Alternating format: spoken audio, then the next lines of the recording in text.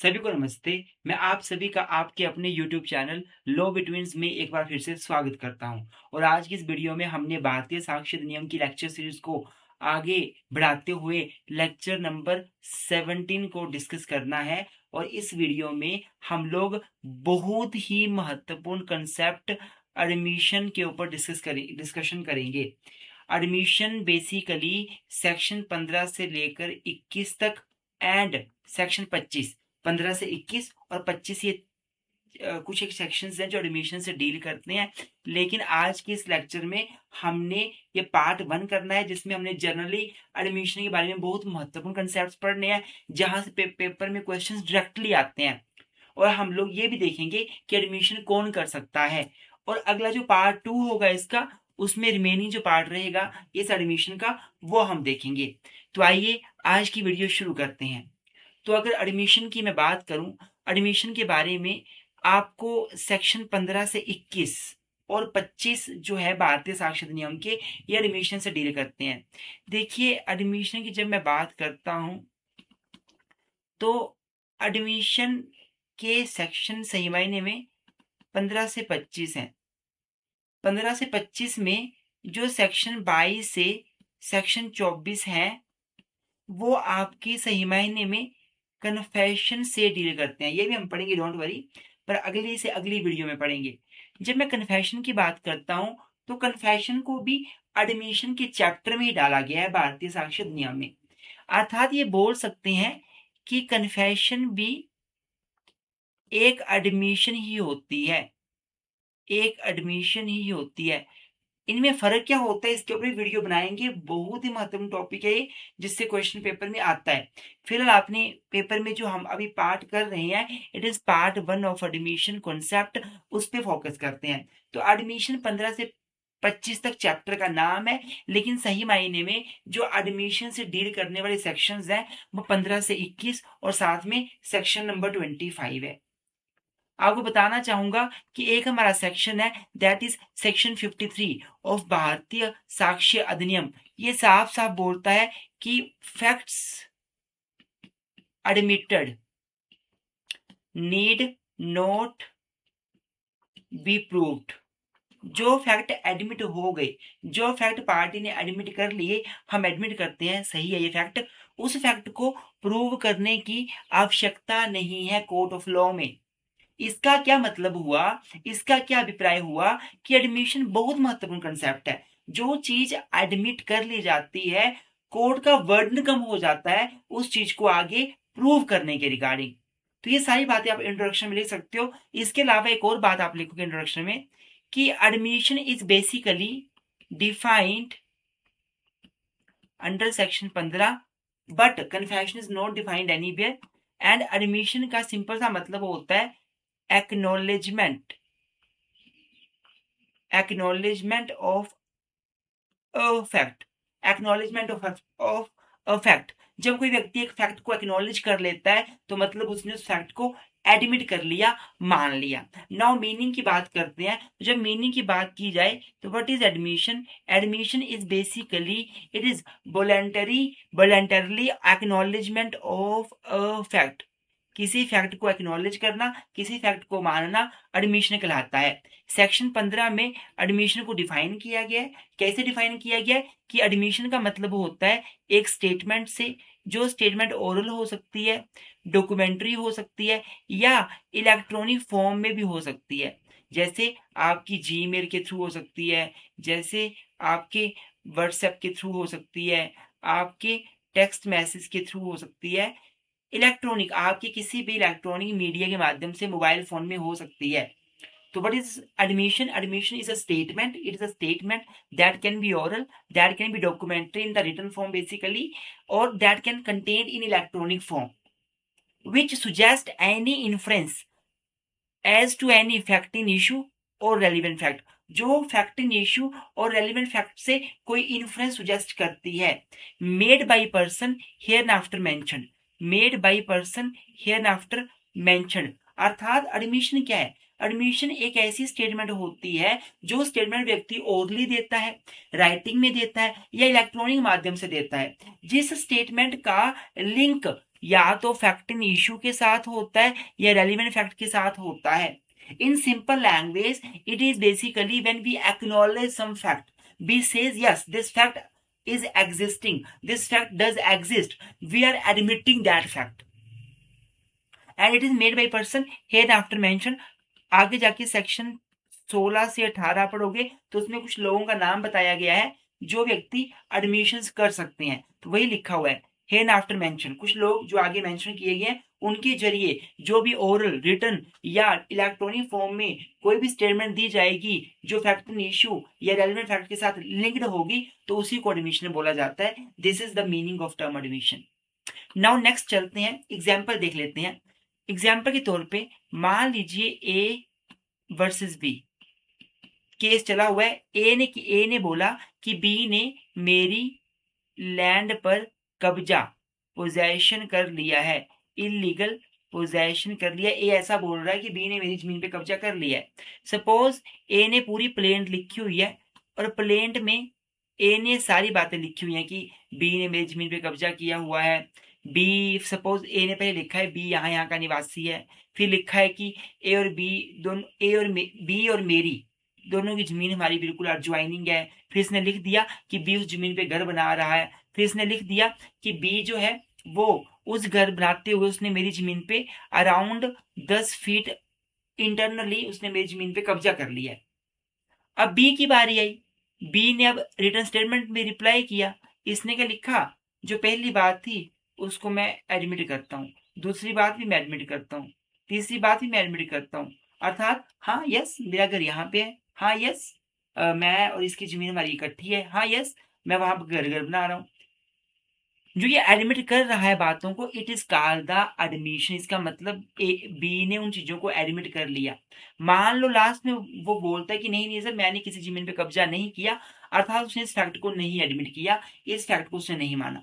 तो एडमिशन का मतलब होता है एक फैक्ट को एडमिट करना, एक फैक्ट को एक्नॉलेज करना। आई होप आपको समझ आ रहा होगा। अगर वीडियो अच्छी लग रही हो तो प्लीज वीडियो को लाइक जरूर कर दें। आपके लाइक हमें मोटिवेट करते हैं। मैं आपसे विनती करता हूँ सब्सक्राइब चैनल को जरूर करिए। और जो हमारा नया यूट्यूब चैनल है मुकेश मुनीश लॉ क्लास है, उसका लिंक मैं डिस्क्रिप्शन में जरूर दूंगा, आप उसको भी जरूर लाइक कीजिएगा, उसको भी जरूर सब्सक्राइब कीजिएगा। अब आगे चलते हैं, reason for admissibility of admission. अगर कोई व्यक्ति किसी चीज को एडमिट कर लेता है तो क्या रीजन है कि हम उसको महत्व देते हैं, उसको कोर्ट एडमिट करता है, उसको कोर्ट महत्व देता है। सबसे पहला रीजन है admission as waiver of proof. Section 53, section 53 भारतीय साक्ष्य अधिनियम साफ साफ बोलता है कि facts admitted need not be proved. जो फैक्ट एडमिट कर लिए उनको प्रूव करने की आवश्यकता नहीं है। जब फैक्ट जो प्रूव कर लिए उन जो फैक्ट एडमिट कर लिए गए उनको प्रूव करने की आवश्यकता नहीं है। इसका अभिप्राय ये हुआ कि जब कोई व्यक्ति एडमिशन करता है, किसी बात को मानता है, तो ये वेवर ऑफ प्रूफ की का काम करता है, अर्थात उस चीज को प्रूव करने का जो बर्डन है वो खत्म हो जाता है। क्योंकि हम किसी चीज को अगर एडमिट कर रहे हैं तो उसको प्रूव नहीं करना पड़ता, तो इसका मतलब कोर्ट का बर्डन कम होता है। इसलिए कोर्ट इस एडमिशन को एडमिसिबल करता है। Why admission is admissible by the court of law? Because this admission acts as a waiver of proof. Second, admission is a statement against interest. देखो एडमिशन में होता क्या है, एक व्यक्ति कोई चीज एडमिट करता है और मैक्सिमम टाइम वो अपने अगेंस्ट वो बात मानता है। हाँ मैंने ये काम किया है। सपोज मान लीजिए दो व्यक्ति हैं ए और बी। ए बोल रहा है कि बी ने मेरे से पैसे उधार लिए थे और बी मुझे पैसे वापस नहीं कर रहा। बी बोलता है मैंने तो पैसे लिए नहीं उधार इससे, लेकिन वही बी सी डी ई को बता चुका है कि यार मैंने ए के पैसे उधार लिए थे, ए ने मेरा जीना हराम कर दिया, वो पैसे मांग रहे हैं, मैं कहां से पैसे दूं। अर्थात बी पहले ही मान चुका है, एडमिट कर चुका है अपने दोस्तों को सी डी ई को कि मैंने ए से पैसे उधार लिए थे, अर्थात उसने अपने इंटरेस्ट के अगेंस्ट स्टेटमेंट दे दी है। और कोई भी व्यक्ति अपने इंटरेस्ट के अगेंस्ट झूठी स्टेटमेंट नहीं देता, सच्ची स्टेटमेंट ही देगा, झूठ कोई नहीं बोलेगा अपने इंटरेस्ट के अगेंस्ट। मैं कभी नहीं जानबूझ के बोलूंगा कि मुझे किसी से मैंने उधार लिया हुआ है, मैं कभी जानबूझ के नहीं बोलूंगा कि यार मैंने उसकी जमीन पे कब्जा किया हुआ है। जब मेरे वो सच्ची स्टेटमेंट होगी, जब मेरे इंटरेस्ट के अगेंस्ट स्टेटमेंट मैं तभी दूंगा जब वो सच होगी। जानबूझ के मैं कभी नहीं बोलूंगा जो मेरे अगेंस्ट है। तो क्योंकि एडमिशन हमेशा एक व्यक्ति के इंटरेस्ट के अगेंस्ट स्टेटमेंट होती है, इसको इसलिए एडमिशन को बहुत महत्व दिया जाता है। Admission as the evidence of contradictory statement. देखो, एडमिशन हमेशा कॉन्ट्राडिक्टरी स्टेटमेंट का एक सबूत होता है। कैसे? मान लो एक व्यक्ति कोर्ट में बोल रहा है नहीं नहीं मैंने तो इसके पैसे देने नहीं है, नहीं नहीं मैंने तो इससे कभी उधार लिया नहीं है, लेकिन वो उससे पहले 4-5 लोगों को बोल चुका है कि मैंने इसके पैसे देने हैं, मैंने इससे उधार लिया है। अर्थात अब जो वो बोल रहा है वो कॉन्ट्राडिक्ट हो गया जो उसने पहले दोस्तों को बताया था उससे। तो एडमिशन जो बात बोलता है बंदा, वो दूसरी स्टेटमेंट से उससे कॉन्ट्राडिक्टरी होती है। जब कॉन्ट्राडिक्टरी होती है तो उसको ज्यादा महत्व दिया जाता है, क्योंकि कोर्ट में केस को प्रूव करने के लिए बहुत महत्वपूर्ण स्टेटमेंट मानी जाती है जो पहले वाली स्टेटमेंट से कॉन्ट्राडिक्टरी हो। आई होप आपको मेरी बात समझ आ रही होगी। स्टूडेंट, जो भी आपको स्क्रीन के ऊपर ये नोट्स दिख रहे हैं, ये नोट्स आपने फ्री ऑफ कॉस्ट लेने हैं। मतलब ये नोट्स जो आपको दिख रहे हैं, जो मैंने हाथों से लिखे हुए हैं, जो मैं पढ़ा रहा हूँ, ये नोट्स लेने अगर आपने फ्री ऑफ कॉस्ट, तो हमारे टेलीग्राम पेज मुकेश लो बिटवीन्स को जाके ज्वाइन कीजिए। उसमें ये नोट्स मैंने डाले हुए हैं, और आपको जो लिंक है टेलीग्राम का वो हमारे इसी वीडियो के डिस्क्रिप्शन में मिल जाएगा। ये नोट्स बिल्कुल फ्री हैं। और आपको बता दूं, अगर आपने पेड नोट्स लेने हैं जो सिस्टेमेटिक इंटायर भारतीय साक्ष्य अधिनियम के हैं, जो हमारी मेहनत के नोट्स हैं, जो हमने 4-4 5-5 सोर्सेज से डाटा इकट्ठा करके नोट्स बनाए हैं, कोई कॉपी पेस्टेड नोट्स नहीं है गूगल से उठाया और 2 दिन में नोट्स तैयार कर दिए, वैसा काम बिल्कुल भी नहीं है। और वैसे आपने ऑथेंटिक नोट्स लेने हैं तो वो पेड है। उनके लिए आप हमारे व्हाट्सएप नंबर 9816492276, 9816634276, इस पे मैसेज कर सकते हो, या हमारी एप्लीकेशन मुकेश मुनीश लो क्लासेस में जाकर आप विजिट कर सकते हो। अगर आपको लिंक चाहिए एप्लीकेशन का तो डिस्क्रिप्शन में मैंने दिया हुआ है। अब आगे चलते हैं। अब फॉर्म्स ऑफ एडमिशन, एडमिशन कितने टाइप की होती है? तो एडमिशन आपकी 2 टाइप की होती है। एक होती है जुडिशियल एडमिशन और एक होती है extra judicial admission. Judicial admission एक ऐसी एडमिशन होती है जब व्यक्ति कोर्ट के सामने किसी चीज को एडमिट करता है। जैसे मान लीजिए किसी व्यक्ति ने अपनी प्लेंट में जो कोर्ट को प्लेंट दी उसमें कुछ एडमिट कर लिया, या किसी व्यक्ति ने अपनी रिटर्न स्टेटमेंट में जो कोर्ट को दी उसमें कुछ एडमिट कर लिया, या कोर्ट को कोई एप्लीकेशन दी उसमें कुछ एडमिट कर लिया, it is the judicial admission. And as far as the extra judicial admission is concern, it is admission out of court. जब कोर्ट के बाहर व्यक्ति कुछ एडमिट करता है, जैसे व्यक्ति ने अपने फ्रेंड के सामने, अपने दोस्त के सामने, अपने मित्र भाई बंधु के सामने कुछ एडमिट कर लिया, it is extra judicial admission. The judicial admission is very very important. It is having a very relevant value, very effective value. Extrajudicial is also very important, but as compared to judicial, it has some less value. But yes, both are important evidence before the court of law. Now, admission as exception of hearsay rule. मैंने आपको एक lecture पढ़ाया था भारतीय साक्ष्य अधिनियम की lecture series में, रेस जेस्चे सेक्शन 4 BSA, और इसमें मैंने बताया था कि जस्ट एक्सेप्शन है हियरसे रूल की। अगर आपने मेरे पीछे के जो 16 लेक्चर्स हैं वो नहीं देखे हैं तो वो देखिए। उन लेक्चर से आपका BSA का बेस क्लियर होगा, आपकी जुडिशरी तक की लेवल होगी, लेवल की तैयारी होगी। LLB BA LLB की तो तैयारी है ही है, जुडिशरी APO APP इन एग्जाम्स की तैयारी आपकी होगी। तो अगर आपने वो लेक्चर्स नहीं देखे हैं पहले वो पक्का देखिएगा, लिंक मैंने डिस्क्रिप्शन में दिया हुआ है। तो स्टूडेंट्स देखिए, रेस जेस्चे में मैंने बताया था कि res gestae is an exception of hearsay rule. Hearsay rule क्या होता है और हियरसे रूल की एक्सेप्शंस क्या है, 100% पेपर में क्वेश्चन आता है। इवन दो सेक्शन 54 55 जो आगे पढ़ेंगे वो इस क्वेश्चन को कवर करता है, लेकिन आप अभी से स्टार्ट कर दो क्या क्या एक्सेप्शन है हियरसे रूल की, बाद में इकट्ठा करने में आसानी हो जाती है। तो एक एक्सेप्शन तो पढ़ ली हम लोगों ने, रेस जेस्चे। अब दूसरी एक्सेप्शन है हमारी, दैट इज योर, ये केस यहाँ पे गलत लिख दिया मैंने, इसको ठीक कर दूं। जो दूसरी एक्सेप्शन है, it is your admission. Admission is an exception of hearsay rule. Case है R वर्सेस फोस्टर। समझने की कोशिश करना क्या होता है। मान लीजिए एक व्यक्ति किसी को पैसा देता है, मान लीजिए सपोज एक व्यक्ति किसी को पैसा देता है और चलो इसको छोड़, ये केस छोड़ देते हैं आर फोस्टर।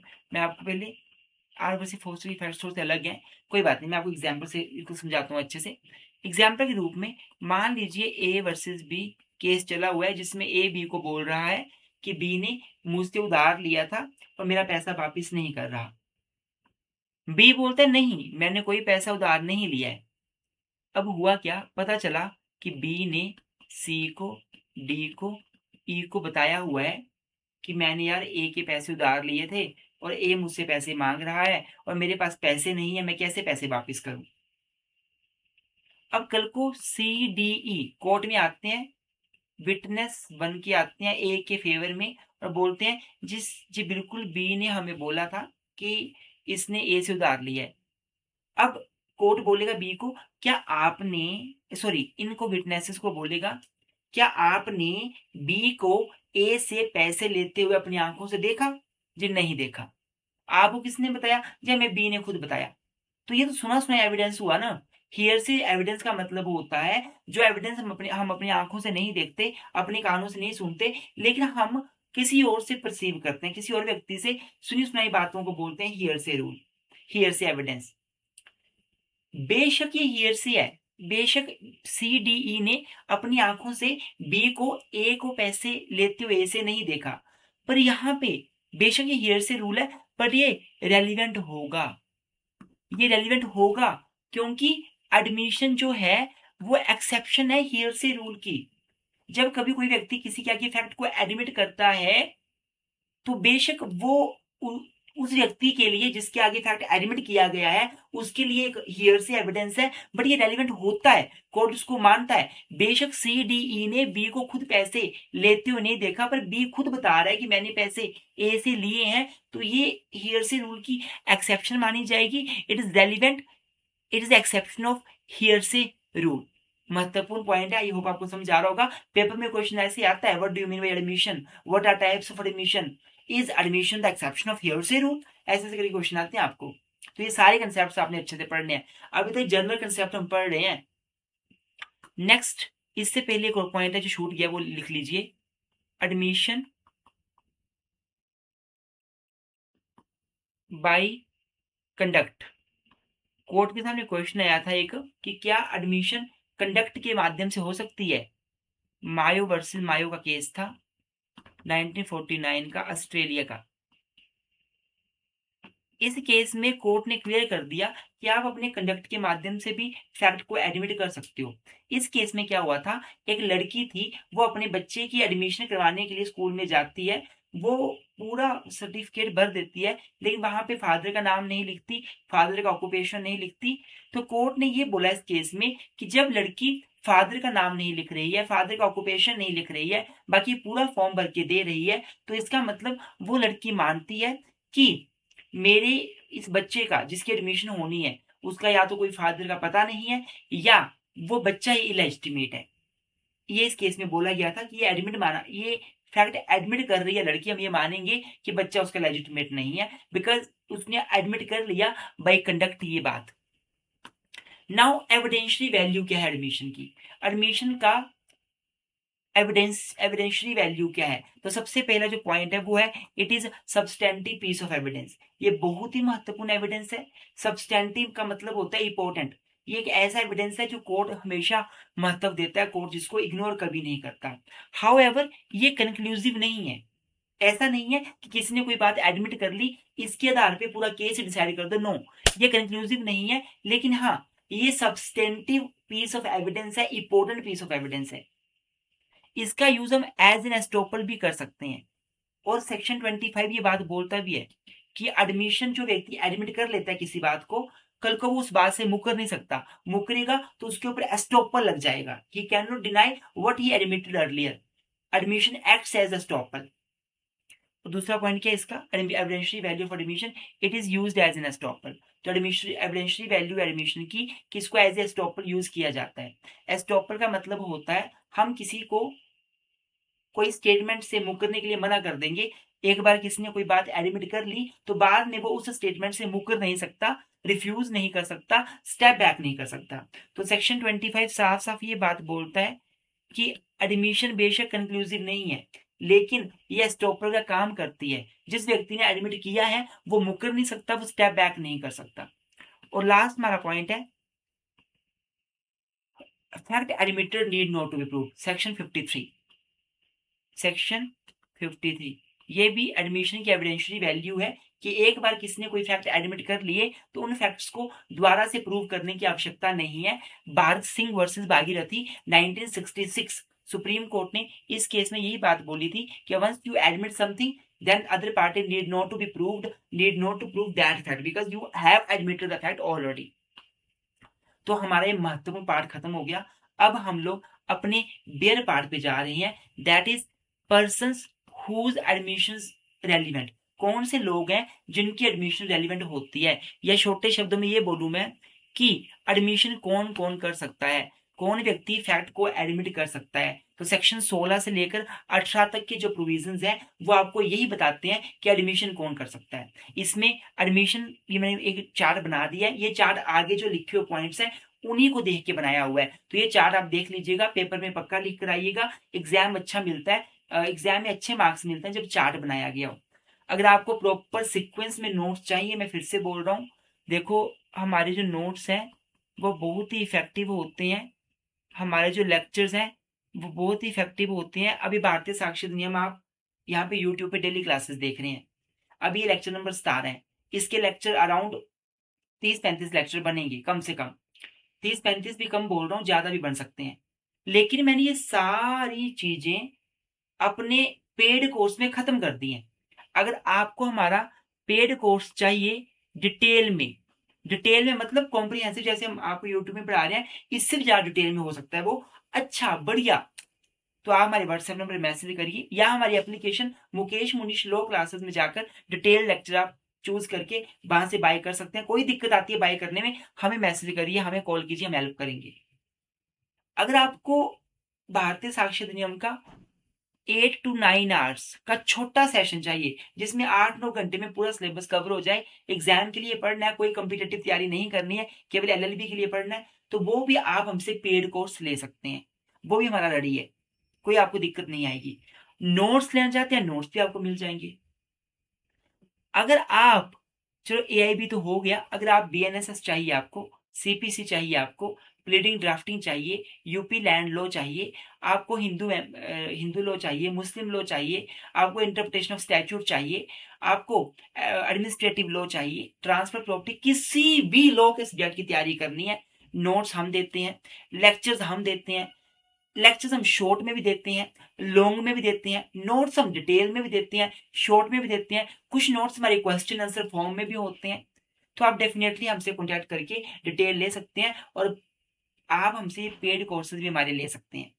अभी अगर आप ज्वाइन करना चाहते हैं हमारी एप्लीकेशन में, दिल्ली भारतीय नागरिक सुरक्षा संहिता बीएनएसएस, जो पहले सीआरपीसी हुआ करता था, उसकी क्लासेस चली हुई हैं। अभी दिल्ली हमारे प्लेटफॉर्म पर ऑल इंडिया बार एग्जामिनेशन 22 की प्रेपरेशन के लिए तैयारी के लिए क्लासेस चली हुई हैं। डेली हमारे लिए एलएलएम एंट्रेंस की क्लासेस चली हुई हैं। डेली हमारे प्लेटफॉर्म पे एडमिनिस्ट्रेटिव लॉ सब्जेक्ट की क्लासेस चली हुई हैं, आप ज्वाइन कर सकते हैं आराम से बेझिझक। तो आइए स्टार्ट करते हैं, कौन कौन एडमिशन कर सकता है। सबसे पहला सेक्शन 16 बोलता है कि एडमिशन कौन कर सकता है, एडमिशन कौन कर सकता है, पार्टीज टू सूट और प्रोसीडिंग। तो पार्टीज टू सूट और प्रोसीडिंग, जब पार्टीज की बात आती है तो सूट में दो पार्टीज होती हैं, एक पार्टी होती है प्लेंटिफ, एक होती है डिफेंडेंट। और बात की जाती है पार्टीज टू प्रोसीडिंग में, तो क्रिमिनल केस में, प्रोसीडिंग मतलब क्रिमिनल केस, सूट मतलब सिविल सूट, तो क्रिमिनल केस में एक्यूज्ड और दूसरा स्टेट होता है। तो यहाँ पर जो पार्टीज होंगी अगर वो एडमिशन करेंगी तो उनकी एडमिशन रेलिवेंट होती है। अर्थात मान लीजिए प्लेंटिफ और डिफेंडेंट के बीच केस चला हुआ है लोन को लेकर, और प्लेंटिफ बोल रहा है बी को, डिफेंडेंट को, कि डिफेंडेंट ने मुझसे लोन लिया था, पैसे वापिस नहीं कर रहा। डिफेंडेंट बोलता है मैंने तो लोन लिया नहीं, लेकिन वही डिफेंडेंट जाके अपने दोस्तों को बता रहा है कि मैंने तो यार प्लेंटिफ का लोन भी वापिस करना है और उसके ऊपर तो इंटरेस्ट ही बड़ा ज्यादा हो गया होगा। ये स्टेटमेंट जो डिफेंडर ने दी, defender is the party to suit, तो डिफेंडर की स्टेटमेंट यहाँ पे रेलिवेंट हो जाएगी अंडर भारतीय साक्ष्य अधिनियम सेक्शन 16। अब सेक्शन 16 का 16 में ही बताया हुआ है by agent of the parties to suit. जो पार्टीज हमारी थी, प्लेंटिफ था, डिफेंडेंट था या एक्यूज था, उनके जो एजेंट्स हैं, जो जहां एजेंट्स कौन होता है, देखो एजेंट, एक कॉन्ट्रैक्ट आपका एजेंसी का कॉन्ट्रैक्ट बनता है जिसमें एक पार्टी एजेंट होती है और दूसरी पार्टी प्रिंसिपल होती है। तो जो एजेंट प्रिंसिपल का रिलेशनशिप जब पाया जाता है, तो एजेंट जो व्यक्ति है वो जो भी बोलेगा उसके लिए प्रिंसिपल लाइबल होगा। याद कीजिए, वो प्रिंसिपल, गलत लिख दिया मैंने, प्रिंसिपल, प्रिंसिपल है ना। याद कीजिए, एक एक बड़ी महत्वपूर्ण मैक्सिम है, रेस्पोंडेंट सुपीरियर, जिसका मतलब होता है कि जो सुपीरियर व्यक्ति है उसको आगे आने दो, अर्थात प्रिंसिपल है दोनों में सुपीरियर, उसको आगे आने दो। तो बेसिकली बोलने का मतलब क्या है कि जो भी एजेंट बोलेगा, जो भी एजेंट करेगा, उसके लिए उसका जो प्रिंसिपल है वो लाइबल होगा, प्रिंसिपल की ड्यूटी बन जाएगी। अर्थात an admission in a suit can be also be done by the agent of the party. जो पार्टी के एजेंट होते हैं वो भी किसी केस में किसी फैक्ट को एडमिट कर सकते हैं। हम दोबारा से एक एग्जाम्पल लेते हैं, छोटा सा, आपको समझ आ जाएगा। मान लीजिए ए ने बी के ऊपर केस किया हुआ है कि बी ने मेरे पैसे उधार देने थे, दिए नहीं। बी एक बिजनेसमैन है और बी के दो एजेंट है। बी का एक एजेंट मिस्टर एल है और एक एजेंट मिस्टर एन है। ये दो इसके एजेंट है।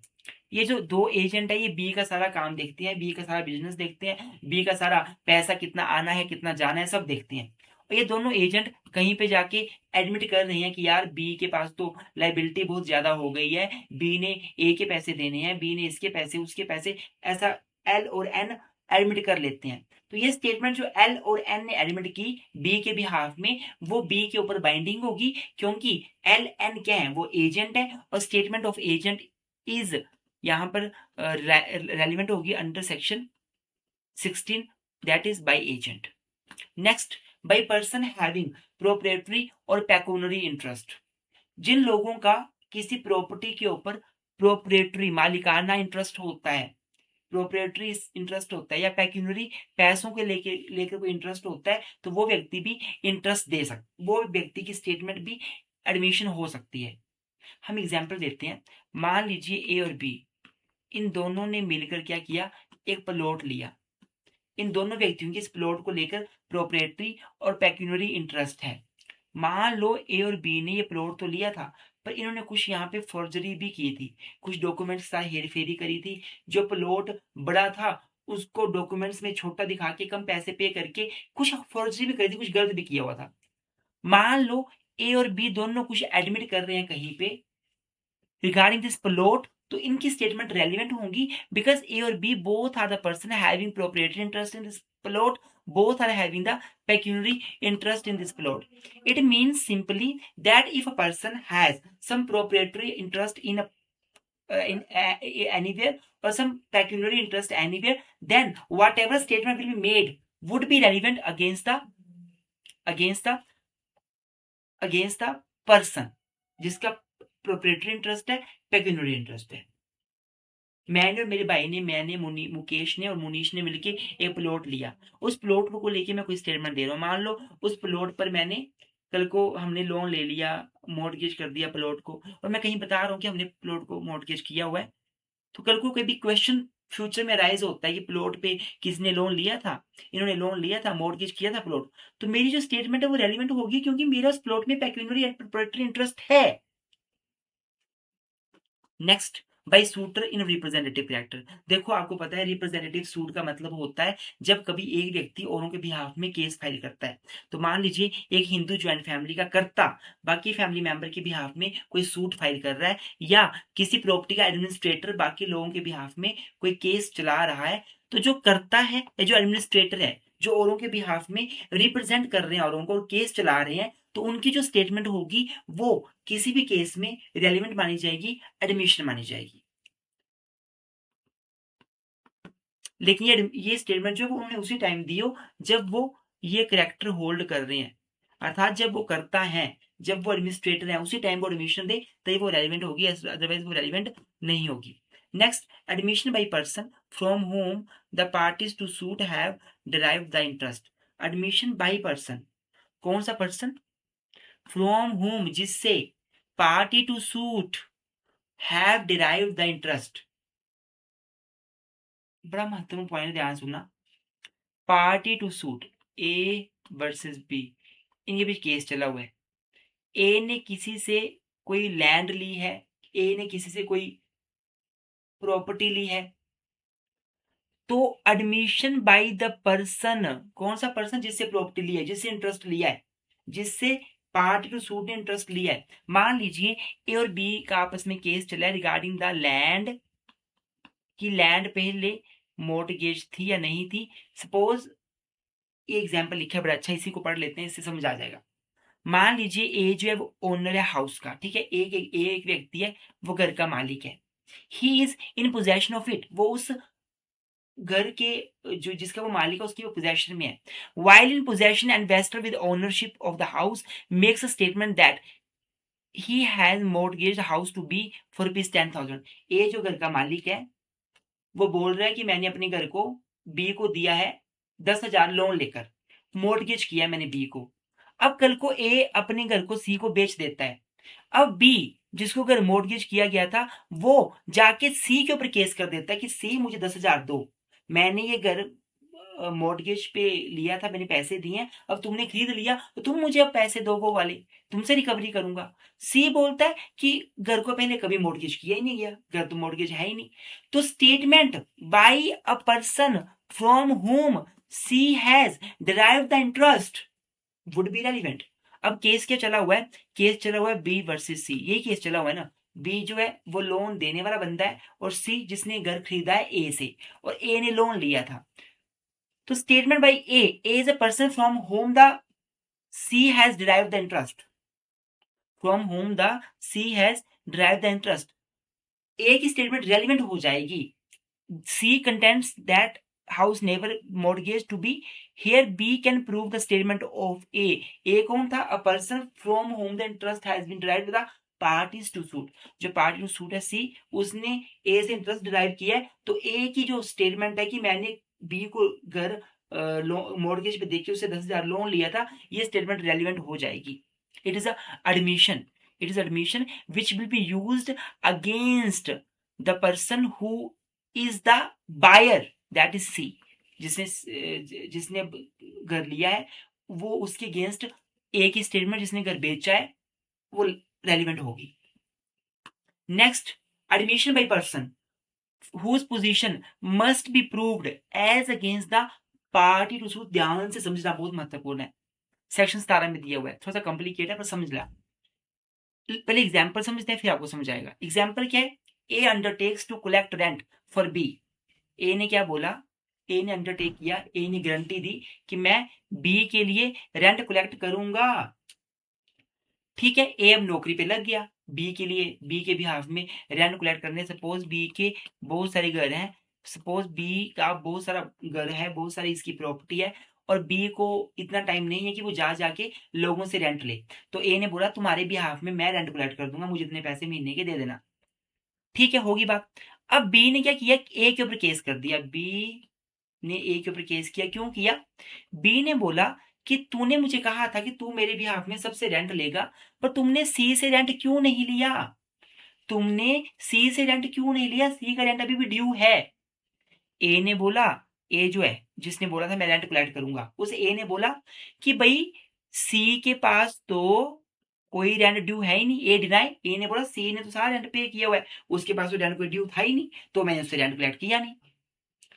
अब a statement by C says the stranger, stranger एक सी व्यक्ति है, उसने जो स्टेटमेंट दी होगी वो रेलिवेंट होगी। कौन सी स्टेटमेंट की? Yes, he owed B rent is admission. C ने अगर सी बोलता है कि हाँ मैंने इस महीने का रेंट भी देना है, वो रेलिवेंट होगी। किसके अगेंस्ट? ए के अगेंस्ट रेलिवेंट होगी। अगर ए मना कर रहा था, फिर बार से बताते हैं हम लोग ध्यान से। Admission by person whose position must be proved as part against party to suit. Party to suit ये है, और ये पोजीशन ऑफ पर्सन है। देखो क्या लिखा हुआ है यहाँ पे। एक व्यक्ति है, वो बोलता है जी मैं तुम्हारे बिहाफ में रेंट कलेक्ट करूंगा सभी से। वो रेंट कलेक्ट करता है, किसी एक से रेंट कलेक्ट नहीं करता है। जिससे रेंट कलेक्ट नहीं करता है, तो केस चल पड़ता है कोर्ट में कि आपने रेंट कलेक्ट क्यों नहीं किया। अब बी ए के ऊपर केस कर रहा है कि आपने सी से रेंट क्यों नहीं लिया, क्या सी के साथ तुम मिले हो, क्या तुमने सी के पैसे खुद खाने थे, तुमने रेंट क्यों नहीं लिया। तो ए बोलते हैं सी का रेंट तो कोई ड्यू था ही नहीं। अब जो सी की स्टेटमेंट है, जो सी स्टेटमेंट देगा, वो रेलिवेंट हो जाएगी। अब इस पे डिपेंड करता है सी पे कि सी क्या बोलता है। अगर सी खुद मान रहा है कि हाँ जी मुझे रेंट देना है, इस बार रेंट मैंने अभी नहीं दिया है, तो ये स्टेटमेंट जो सी ने दी है, वो स्टेटमेंट ए के अगेंस्ट एडमिशन होगी। जो बी ने ए के ऊपर केस किया है, उसमें रेलिवेंट स्टेटमेंट मानी जाएगी। It is what section 17 says, statement of stranger. दोनों पार्टी में केस चला हुआ है और इसकी स्टेटमेंट इसके अगेंस्ट रेलिवेंट हो जाएगी। This is section 17 says. Now section 20, section 70, section 18। Section 18 हो गया ये वाला, ठीक है। It is section 18। Admission by person expressly refer to by the party to suit. यहां बोल रहा है एडमिशन कौन कर सकता है, कौन एडमिशन कर सकता है, रेफर्ड पर्सन। रेफर्ड पर्सन, मान लीजिए मैं कहीं पे जाता हूँ, मुझे कोई सामान परचेज करना है, मुझे घोड़ा या मुझे कोई घोड़ा या कोई कुत्ता या कुछ भी सामान लेना है, मुझे डॉग लेना है, परचेज करना है मुझे कोई घोड़ा वगैरह। और मैं जाके मालिक से पूछता हूँ कि ये घोड़े के बारे में बताइए, क्या क्या इसकी फीचर्स हैं और ये घोड़ा पागल तो नहीं है। तो मालिक बोलता है जाइए आप मिस्टर सी से पूछिए, मिस्टर सी को घोड़े के बारे में सब पता है, वो आपको बता देंगे। तो अब मिस्टर सी के पास गया मैं, तो जो बात मिस्टर सी बोलेंगे वो एडमिशन मानी जाएगी। किसके अगेंस्ट, उस मालिक, जो घोड़े का मालिक है उसके अगेंस्ट। जब एक व्यक्ति को मालिक खुद रेफर कर रहा है, मैं तो मालिक के पास किया, मुझे घोड़े के बारे में बताइए, घोड़ा क्या क्या है, क्या क्या नहीं, क्या रेट है इसका, और वो मुझे रेफर कर रहा है जाके किसी सी के पास, तो सी जो बोलेगा वो मालिक को कल को मानना पड़ेगा, वो मालिक के अगेंस्ट एडमिशन होगी। तो स्टूडेंट्स, अभी तक हमने जनरल कंसेप्ट पढ़ा है, एडमिशन क्या होती है, एडमिशन कौन कर सकता है। अगला जो पार्ट होगा वो बहुत महत्वपूर्ण होगा, और अगले पार्ट में, पार्ट 2 में हम पढ़ेंगे कि कौन सी एडमिशंस रेलिवेंट होती है कोर्ट में, कौन सी नहीं। एडमिशन जो है उसकी क्या क्या एविडेंशियरी वैल्यू है, एडमिशन कब सेल्फ सर्विंग, अपने आप को बचाने वाली स्टेटमेंट्स कब एडमिशन बन जाती हैं, रेलिवेंट बन जाती हैं। अगला पार्ट जरूर देखिएगा। इस पार्ट में इतना ही। फिर से आपको बता दूं, आपको हमारे कोई भी पेड सर्विस चाहिए, आपको हमारी कोई भी लेक्चर चाहिए, नोट्स चाहिए, शॉर्ट लॉन्ग, तो आप हमारे व्हाट्सएप नंबर पे मैसेज करके हमसे मटेरियल ले सकते हैं, हमसे डिटेल ले सकते हैं। हमारे यूट्यूब चैनल मुकेश मुनीश लो क्लासेस जो नया चैनल है, उसका लिंक मैंने डिस्क्रिप्शन में दिया है, उसको अपनी सपोर्ट दें। हमारा ये वाला चैनल लो बिटवीन्स, इसको अपने दोस्तों के साथ शेयर करें। इसमें हम लोग आपके LLB, BA LLB, आपके LLM, आपके जुडिशरी, आपके APO, आपके APP, आपके AIBE सबकी तैयारी करवाते हैं। Thank you so much. Keep sporting law with twins.